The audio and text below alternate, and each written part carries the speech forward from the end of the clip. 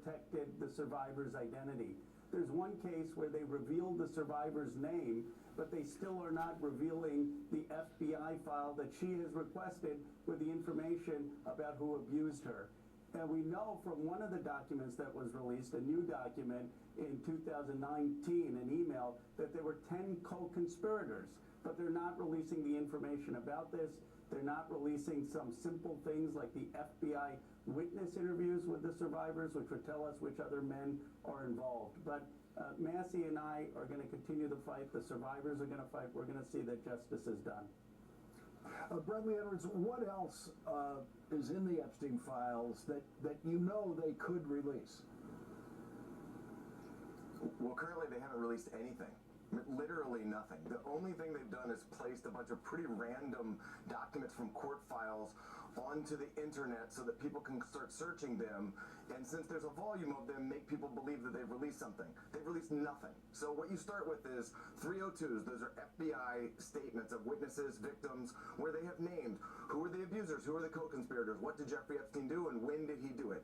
Then look at the 2006-2007 investigation that the FBI did. Marie Villafana, a great prosecutor, prepared a 53-page indictment in 2007, along with an 82-page pros memo at the same time. We have never seen it to this day, and the public still doesn't have it.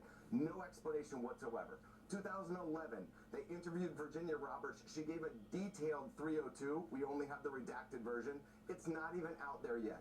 2019, countless 302 statements. They confiscated hard drives from Epstein's home to have all of his emails. They have his schedules. They tell you who he talked to, why he talked to them, when he talked to them. Nothing. Literally no part of the investigation is there yet. The other part of the act was make sure no victims' names are released to the public, because this is all about the victims and we have to protect them. There's countless victims who have been outed, who never wanted to be outed. And what nobody knows is, I saw this coming, wrote a letter to 2 judges, said this is going to happen. The judges told the Department of Justice, don't do that. Work with Brad Edwards and make sure this doesn't happen. We then provided the Department of Justice with a full list of all of the victims' names, said redact all of them before anything goes on the internet. Didn't happen. So they've released no files, no investigative files to comply with the act, and they've released all kinds of victims' names. The only thing they can really do now is take it all down, what they put out there, it's trash, and start doing what they're supposed to do. Bradley Edwards, when you saw this and read this, in your judgment as a lawyer, did this feel like just incompetence, or how they exposed these survivors, or did it feel like something else? It's funny that you say that, because one of the survivors wrote to me and says, look, you're always standing up for the administration and giving them the benefit of the doubt. Are you going to say once again this is just simple incompetence, or do you agree that's intentional malfeasance? That was literally what I got today. Look, the one document that I had never seen before is one that Maria Farmer claims she made a complaint back in 1996, and we've all believed her and have tried to get it for 30 years, and we didn't get it. But that document did show up. It wasn't investigated. It was under Clinton, so I'm guessing that's the reason that we got that one document.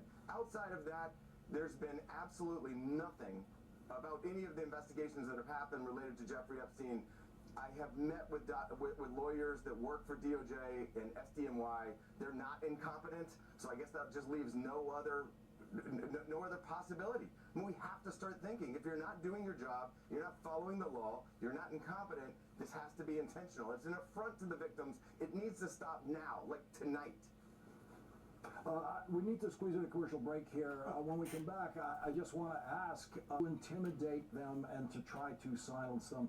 We'll be right back with Congressman Rokana. Bradley Edwards are back with us. And Bradley Edwards, with the clients who you represent, victims and survivors of Jeffrey Epstein, many of them now being named for the first time, exposed for the first time because of the way the Trump Justice Department has decided to release what they've released. Is it a deliberate choice by Todd Blanche and the Attorney General and the people working for them, possibly guided by Donald Trump, to release this personal information and release these names so that all of these survivors will be intimidated in any attempt to go forward to get more from this Justice Department? I don't know the direct answer to that, but it would be interesting to see when this law was passed who emailed or texted who, what directives, so you would know exactly what was being done. It feels to me like an administration, a law was passed against the wishes of a certain of the administration, and that the victims are being caught in a political tug of war in an issue that should not be a political issue. We've said this from the beginning. It's about sex trafficking. Protect the victims, release the files otherwise. It's so simple. The fact that this administration is not just doing it, I think should be troubling to all American people, irrespective of your political party. Ro Khanna, you gave them several weeks in your law. You gave them several weeks' time to prepare this release. And you would think that if they were going to release it at the very last minute, as they did on the last day, on the deadline, that tiny amount that they released, that they would have done the homework to make the release, at least what they did release, perfect. Well, they have no regard for the humanity of these survivors.